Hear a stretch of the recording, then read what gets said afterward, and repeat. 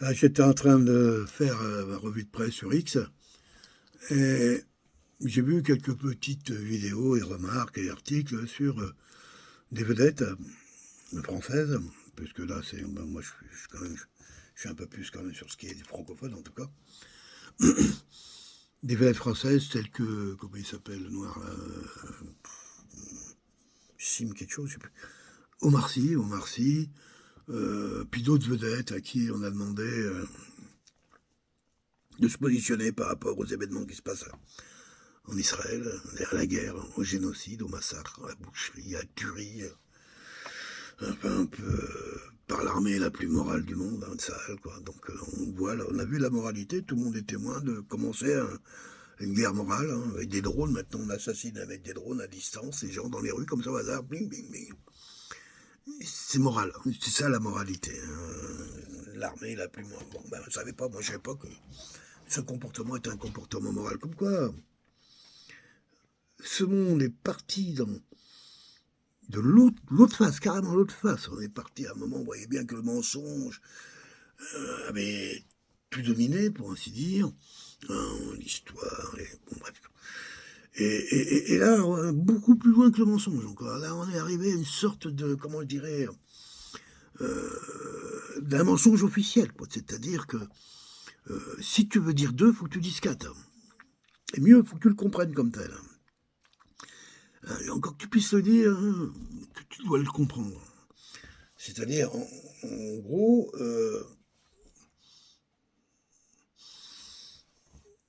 arrête de réfléchir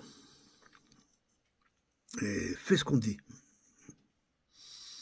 C'est ça le monde occidental aujourd'hui, qui est tout le temps en train de vouloir démonter les autres en disant que ouais, tous ceux qui ont un peu de tradition, que ce sont des fachos, hein, des totalitaires, hein, etc., les Chinois, les Russes, les Indiens, enfin tous ceux qui leur plaisent pas, quoi. Et eux, par contre, c'est la liberté, c'est l'intelligence. Comment on a pu, en 30 ans, bah c'était voulu. C'était voulu, c'était prévu au départ. Internet, il n'est pas venu là, il n'a pas été installé pour faire plaisir aux humains, hein. Hein, c'est un outil militaire à l'origine, Internet, hein. Les militaires utilisaient ça pour communiquer entre eux, bien sûr, et échanger des informations. Des images, peut-être, même à l'époque. S'ils ont voulu l'étendre à toutes les populations dans le monde, en demandant aux marchands, en fin de compte, de faire le nécessaire pour que ça soit possible, et aux politiques de faire les lois qu'ils l'accordent, c'était dans le but de faire quoi, en fin de compte? Et moi, j'ai écouté quelques vidéos là-dedans. C'était que l'opinion publique devienne la nouvelle forme de gouvernance du monde. Alors, autant dire l'opinion publique, tout le monde a bien compris. Quand on parle de l'opinion publique, il n'y a plus de public et plus d'opinion. Ah, il n'y a plus rien. T'es plat, ça devient vide creux, ça devient sans vie. Et il est vrai qu'on est rentré dans une ère où aujourd'hui, à travers les quelques médias officiels qui se sont plantés eux-mêmes, qui ont révélé leur monstruosité et leur débilité et leurs mensonges et leurs approximations, ont été remplacés tout d'un coup par des millions, des dizaines de millions de journalistes, hein, qui, eux, par contre, ils essayent d'être vrais par rapport à ce qu'ils comprennent de leur vérité, c'est évident. L'autre, avec sa caméra, il filme, il y a ce qu'on voit, puis il y a ce qu'on voit pas, hein, je veux dire. Mais tout d'un coup, cette manière d'empêcher, de dire une certaine tradition de piloter le monde, en emmenant nous tous, hein, toi, moi, nous tous, à participer, à dire ça c'est bien, ça c'est pas bien, oui on veut, et tout ça reconcentré à travers une dynamique mondiale. L'Internet, c'est la mondialisation, ça a servi à ça. Mais pour y arriver, il fallait à tout prix que les lois des nations laissent la place, en fin de compte, à des sortes de lois, prérequis, bon, peu importe, on va bien, en gros une censure, qui viendrait contrôler, en fin de compte, les expressions populaires mélangées. Le plus étonnant, c'est que ces gens-là ont cru à un moment que, en mélangeant du chinois avec de l'africain avec de l'européen avec de l'indien avec... Bon, peu importe. En mélangeant les gens, on devrait arriver à une sorte de bougie-boulga intellectuel qui ferait que plus personne n'est capable d'y comprendre quelque chose, et encore moins de pouvoir exprimer une idée ou quoi que ce soit. Mais il s'avère que c'est faux. Il s'avère que les peuples sur Terre, tous les peuples, quelque part, il y a un endroit où on est peuple avant tout. Il y a un endroit où tout le monde sait que bon, il y a des élites qui organisent le collectif, et puis après, il y a ceux qui le mettent en place, et puis ceux qui l'exécutent. On va dire ça un peu en gros. Hein. On va appeler ça une nation. Et on s'aperçoit en fait qu'Internet, qui devait être le fameux web, le village global, c'était ça au départ l'idée. Hein. C'est un village global fait de plein d'espions, c'est nous les espions.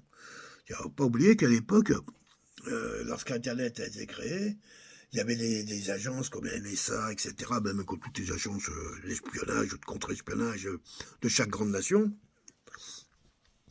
ils espionnaient les individus individuellement. C'est-à-dire, ils essayaient d'avoir des infos, trouver des trucs, mais c'était complètement illégal.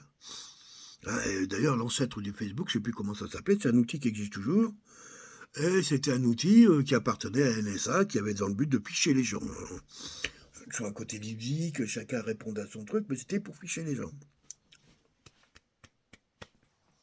Extraordinaire. On s'est tous fichés tout seuls. Tous.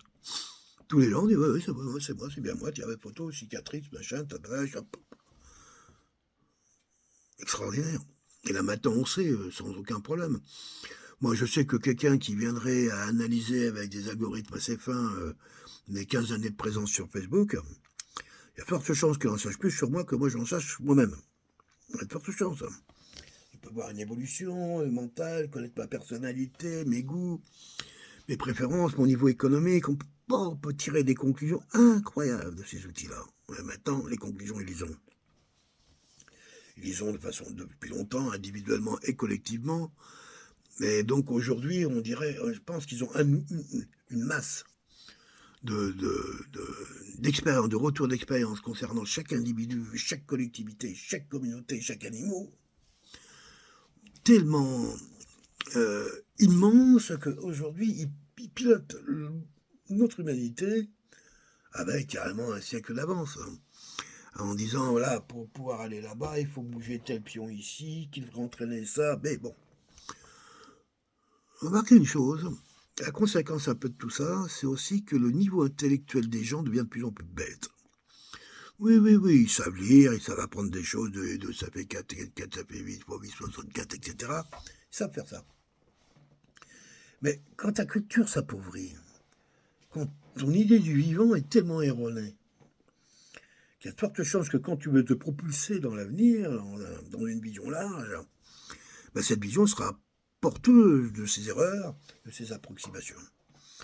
Et le vivant n'est pas approximatif d'une réalité.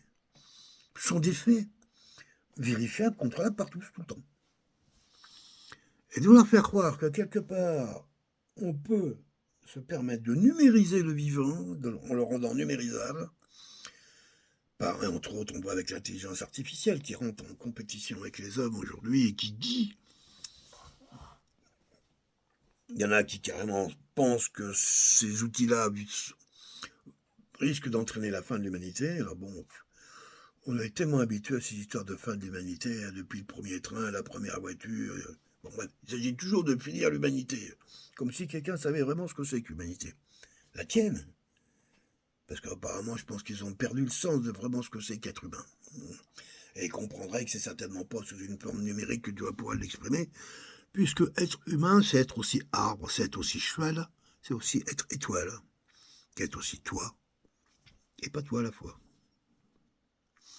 Alors de vouloir le déterminer à travers une forme physique, ils ont voulu la désexuer déjà. Alors là, bon, ça va bien avec les jeux vidéo, puisque les jeux vidéo, ils sont, pour ainsi dire, sans sexe, hein, et ils sont surtout plein de vie. Pareil, t'as un jeu, t'as 3 vies, 5 vies, 7 vies, tu te démerdes avec ça. Ah bon? On a plusieurs vies. Et c'est comme ça que, sans se rendre compte, nos jeunes et aux moins jeunes, petit à petit, rentrent dans une sorte de vision du monde qui relève en fin de compte de cette vision numérique, des vies multiples, je dirais, d'une sorte d'asexualisation, parce que même du sexe par un écran, ça reste quand même malgré tout assez asexué, contrairement à ce qu'on peut imaginer. Il y a quelque chose qui disparaît là-dedans, une sorte de neutralité Et là-dedans, on va alimenter ça avec une intelligence artificielle qui soit capable, bon, je dirais, de dynamiser le tout en permettant les profits de certains. Puisque c'est bien de ça qu'il s'agit quand même, malgré tout. Les milliardaires ne font pas ça pour nous, mais non. Ils ont fait ça pour eux, pour garder le pouvoir et nous contrôler. Et nous faire bosser quand ils en ont besoin et nous dégager quand ils en ont plus besoin. C'est des négligés, ces gens-là. Les lois des Occidentaux qui viennent enrichir le monde favorisent l'esclavagisme à tous les niveaux. À tous les niveaux. Il n'y a rien qui dit officiellement qu'il faut protéger la personne qui vient travailler avec toi, qu'elle est légitime à prétendre autant de revenus que toi, etc., etc., etc. Et qu'on ne peut pas habiter 20 maisons ensemble à la fois, et que... Non, oui, oui, oui.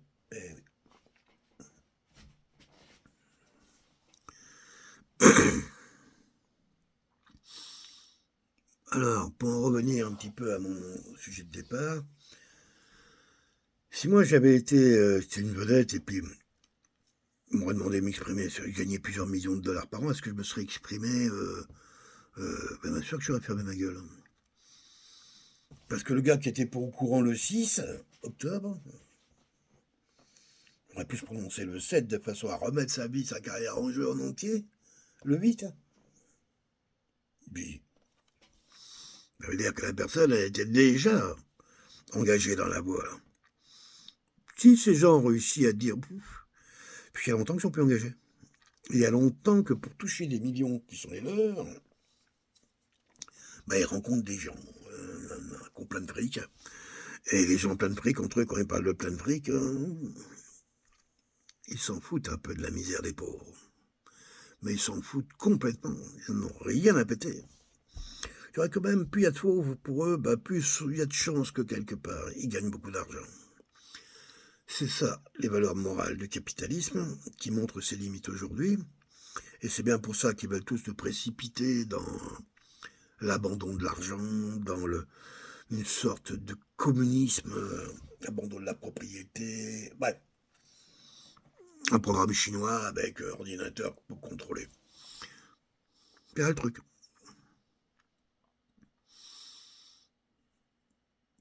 Si tu étais quelqu'un qui avait eu le temps de réfléchir une fois dans sa vie pour pouvoir se dire que les mots qu'il emploie dans sa vie ont un sens ou pas. Par exemple, inacceptable. Moi, je trouve que c'est un mot qui est puissant. C'est un mot qui est puissant parce qu'il montre notre propre limite à nous. Qu'est-ce qui est inacceptable? Qu'est-ce qu'on voit là-bas est inacceptable? Où tu l'acceptes? Comment tu peux laisser glisser quelque part? À un endroit, non. Tu peux pas accepter ça, c'est inacceptable. C'est un truc, et les mots, je peux pas répondre, on me demande, non, c'est inacceptable. J'accepte pas. Tu peux le dire, ça? J'accepte pas. De là, maintenant, à dire ce qu'il faudrait faire, ce qu'il aurait dû être fait, ce qu'il faut pas faire, et comment il faut le faire, chacun son truc. Mais de là, quand même, à tourner la tête, faire comme si qu'on n'avait rien vu. Quelque part, t'es un salaud. Moi, je crois que t'es un salaud. Vendu. C'est la force de l'argent. On connaît beaucoup qui disent toujours, ouais, si un jour je gagne au loto, je vais en donner à tout le monde, tout le monde, tout le monde. Il y en a beaucoup, quand ils gagnent au loto, ils disparaissent. Les marrants, ils n'ont plus envie de donner. Tout d'un coup, un banquier qui est passé d'abord, qui m'a expliqué des tas de choses. Vous êtes riche maintenant pour aller à la plage tous les jours. Faites attention à ça. Soyez raisonnable, moi vous sollicitez beaucoup. Donnez peu. Faites semblant, changez de nom. Bref, disparaissez. C'est ça l'argent. L'argent, c'est un moyen. Oui, je reconnais. Il y en a qui disent que c'est une énergie. Oui, c'est une énergie. Il y en a qui disent vital. Non. Non. Non. Respirer, c'est vital. Boire, c'est vital. Manger, c'est vital. Gagner du fric ou perdre... Non, rien de vital. C'est toi qui en fais ce que tu veux de ça. Tu peux très bien le rendre dramatique comme pro, mais c'est pas vital. D'ailleurs, la preuve, si on enlevait tout l'argent sur Terre, c'est ce qu'ils veulent faire. On va tous mourir.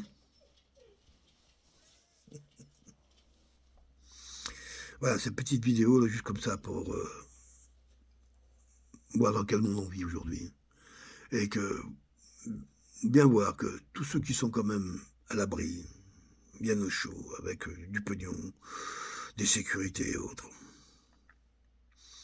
se manifestent quand même pas beaucoup, hein, pour que ce monde change. Pourquoi il le ferait? Pourquoi voudrait-il que ça change? Je pense que ça, c'est depuis la nuit des temps, depuis que euh, certains s'abrochent tous les pouvoirs contre les autres. Voilà. Il y en a qui se sentent élus. Il est élu. Oh, par qui ça, ils ont leur recette chacun pour expliquer que eux, oui, pas les autres. Voilà. C'est ça, cette civilisation de l'avoir, hein, du capital. Tous pour un contre les autres. Hein, tous contre les autres, tous les uns contre les autres, hein, tous les uns contre les autres. Hein. Ça nous donne Gaza.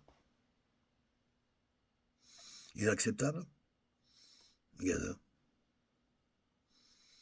Pourtant, avec les baratineurs qui nous entourent, on aurait pu croire quand même que depuis 1945, il y a des choses que l'humanité ne devrait plus refaire.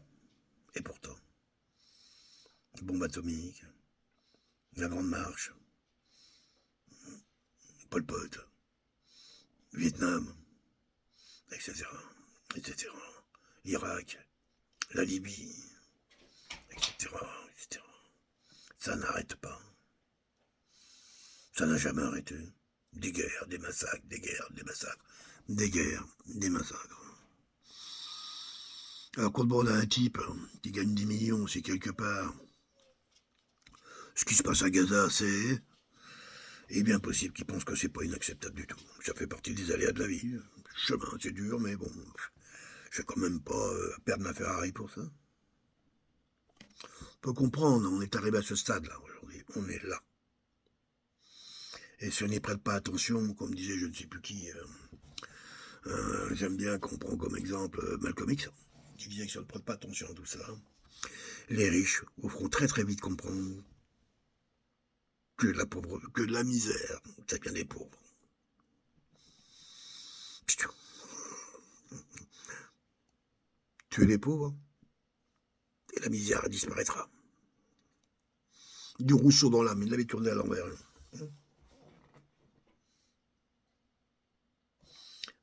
Bye bye, merci.